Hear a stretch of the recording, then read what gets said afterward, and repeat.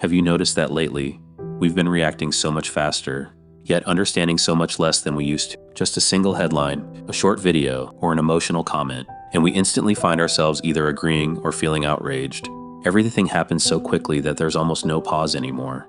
No time to think, no space to doubt, only reaction. And perhaps, the most concerning thing isn't that we lack information, but rather that we are gradually losing the ability to truly think about that information. Today, we're going to sit down and look directly at a difficult question. Why is critical thinking slowly fading away? Before we talk about its disappearance, perhaps we need to clearly understand what it is we're losing.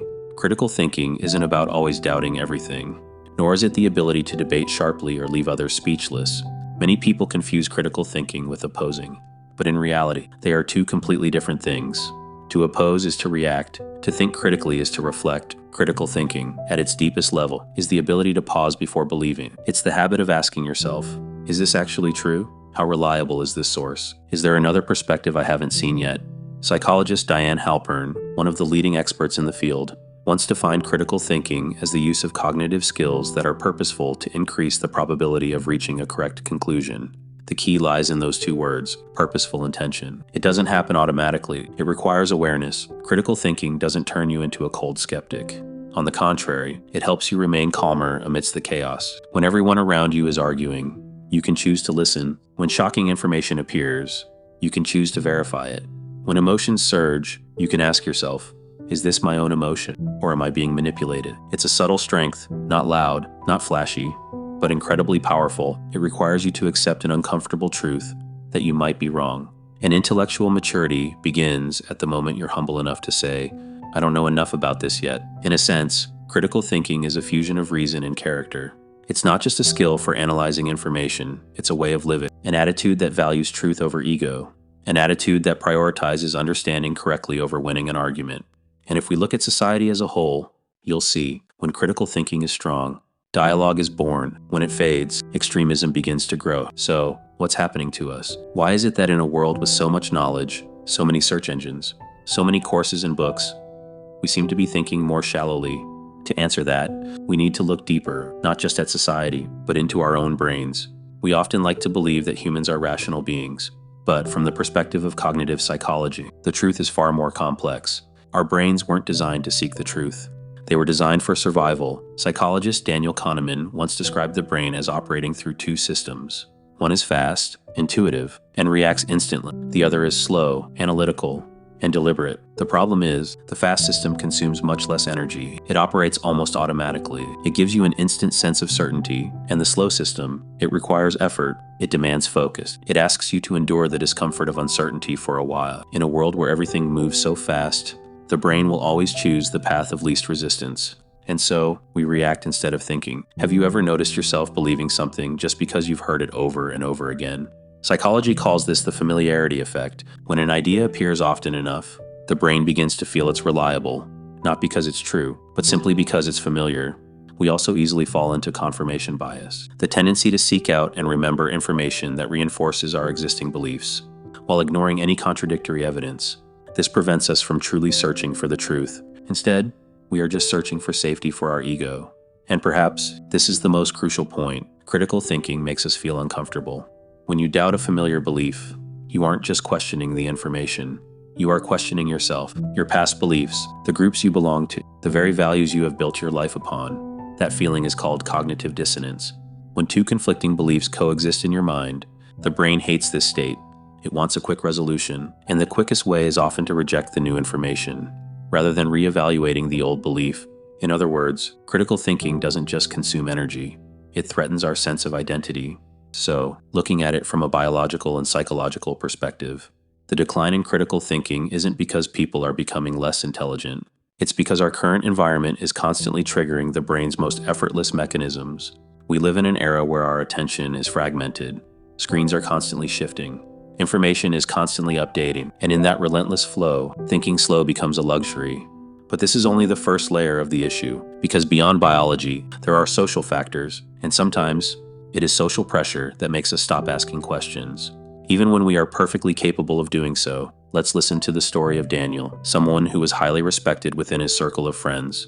He read a lot, watched many podcasts. He always held clear stances on social issues. In every discussion, people would usually nod along when Daniel spoke. It made him feel valuable. Until one gathering, a new friend gently questioned his point of view. It wasn't harsh, it wasn't an attack, it was simply a different perspective. But Daniel felt a sting, not because the argument was strong, but because he suddenly felt uncertain. That night, as he lay there reflecting, he realized that throughout the entire conversation, he hadn't truly listened. He was only trying to maintain his image as the knowledgeable one.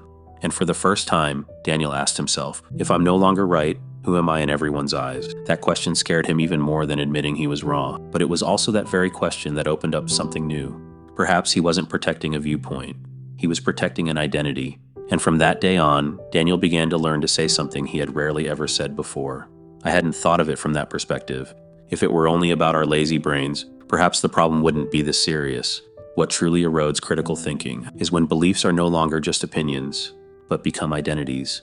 In many social psychology studies, researchers have found that humans have a very deep-seated need, the need to belong. We need to feel that we are part of a group, a family, a community, an organization, a faction, or even an ideology. The problem begins when the group's perspective becomes a condition for acceptance. You don't just believe in something, you belong to it. And when someone challenges that view, you don't hear a different argument. You hear a threat to your sense of safety, a threat to your position in the group, a threat to the identity you've built. Social psychologist Henri Tajfel, in his social identity theory, pointed out that we tend to overvalue our own group and undervalue others, simply to reinforce our own sense of self-worth. At that point, debate is no longer about seeking the truth. It becomes about defending our side. Have you noticed that online arguments rarely lead to understanding anymore? People talk more, but listen less. Everyone wants to prove they're right. Few are truly curious about what they might not yet understand. And then, a silent phenomenon emerges: self-censorship. Many people are afraid to ask questions for fear of being labeled. They're afraid to express doubt for fear of being isolated. They're afraid to change their minds for fear of losing support. We live in an era where saying, "I've changed my mind," is sometimes even harder than saying, "I don't agree." But intellectual maturity always demands one thing: the courage to change. When a social environment rewards quick consensus and punishes dissent, critical thinking naturally shrinks, not because it has disappeared, but because it is no longer encouraged. And gradually, we develop a dangerous habit, consuming opinions instead of forming our own perspectives. We read a comment with many likes and take it as the truth. We hear an influencer say something and accept it as fact. We share content, not because we understand it, but because it aligns with our emotions in that moment. There's a very important question here. Are we still thinking independently, or are we simply thinking to the rhythm of the crowd? And when the crowd becomes the primary reference for right and wrong, for truth and lies, critical thinking doesn't vanish loudly. It is quietly replaced by consensus. But what is the price of blind consensus? The most frightening thing isn't that we're arguing more, it's that we're thinking less. I have a friend named Alex. He's 28, and he used to believe he was a very clear-headed person. He read the news every day, followed many educational pages, frequently debated social issues. His friends always said Alex had strong, clear convictions, until one day, a piece of viral news made him furious. He shared it instantly, along with a long, harshly critical comment. Hundreds of interactions followed. Many people agreed with him. He felt like he was standing on the right side of things. 2 days later, that information was verified to be false. Alex deleted the post. No one mentioned it again. But deep down, there was a lingering sense of unease. Not because he was wrong, but because he realized he had never actually verified it. He had only reacted. And for the first time, Alex asked himself, am I truly thinking, or am I just reacting based on my emotions and the crowd? That question made him stay silent more often, read slower, and start relearning how to doubt himself before doubting others. When critical thinking weakens, the first consequences don't appear on a macro level. They emerge very subtly, right in our personal lives. You start making decisions based on fleeting emotions. You believe in something just because it makes you feel good. You avoid information that makes you feel uncomfortable. Gradually, you no longer truly understand why you believe what you believe. And at that point, you become easily led. Research on information manipulation shows that people don't need to lack intelligence to be influenced. They simply need to lack the habit of verifying. They just stop asking that one extra question. In the corporate world, this leads to flawed collective decisions. A phenomenon psychologist Irving Janis called groupthink. When a whole group prioritizes consensus over thorough analysis, they overlook risks, they stay silent in the face of mistakes, and ultimately, they pay the price. But in our personal lives, the consequences run even deeper. When you no longer think critically, you easily get swept away by borrowed value systems. You chase success because others call it success. You fear something because society says it's fearsome.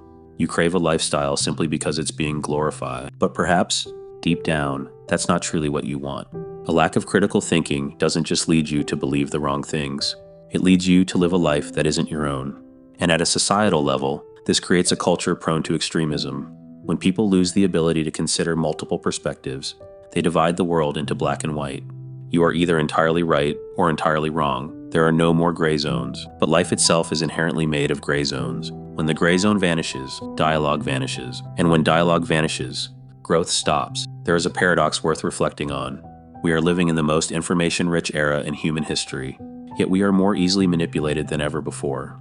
Not because of a lack of data, but because of a lack of the ability to process that data with clarity. And if we continue like this, we will become consumers of ideas, rather than creators of them. But fortunately, critical thinking is not an innate talent. It is a skill, and a skill can be practiced. The question isn't, what is society doing to us? The question is, what are we willing to do for ourselves? In the next part, we will talk about how to reclaim this capacity, not through complex theories, but through very simple, everyday practices. There's a truth that is both gentle and full of hope. Critical thinking hasn't disappeared. It's simply been forgotten. And anything that has been forgotten can be awakened. But to awaken it, we don't need to become scholars or philosophers. We only need to start with small, intentional habits. The first habit is simply to pause. In a world that encourages instant reaction, the act of slowing down becomes almost rebellious. When you read a shocking piece of information, instead of sharing it immediately, ask yourself, where is this source from? Is there concrete evidence? Who benefits if I believe this? Just a brief pause is enough to trigger your slow thinking system. The second habit is actively seeking out opposing perspectives, not to refute them, but to understand them. When you read an opinion that is completely opposite to your own, a sense of discomfort may arise. But that very feeling is a sign that you are expanding your cognitive boundaries. Psychology calls this cognitive flexibility, the ability to update your beliefs when presented with new facts. An intellectually mature person isn't someone who is always right. It's someone who is willing to adjust when necessary. The third habit is distinguishing between emotion and fact. Emotions are vital. They help us recognize our values, but emotions don't always accurately reflect reality. The fact that a piece of information makes you angry doesn't mean it's wrong. The fact that it makes you feel satisfied doesn't mean it's right. Learn to ask yourself, what am I feeling? Before asking, is this true? And perhaps the most important thing is to cultivate intellectual humility, admitting that we don't know everything, that the world is far more complex than we imagine, that sometimes the truth doesn't just lie on one side. Humility doesn't make you weak. It helps you learn faster. You might not be able to change society as a whole, but you can change the way you perceive the world. Critical thinking isn't a tool to win over others. It is a tool to protect your own inner freedom. When you know how to think independently, you aren't easily swept away by collective fear. You aren't led by the emotions of the crowd. You don't live by a script written by someone else. You live consciously, and in a noisy era, the ability to think deeply has become a rare kind of strength. Perhaps the final question isn't, is critical thinking disappearing? But rather, are you willing to keep it alive within yourself? Because every time you choose to think a little more carefully, listen a little more deeply, verify one more time, you are contributing to making this world a more lucid place. And every great change, in the end, begins with a person who dares to think differently.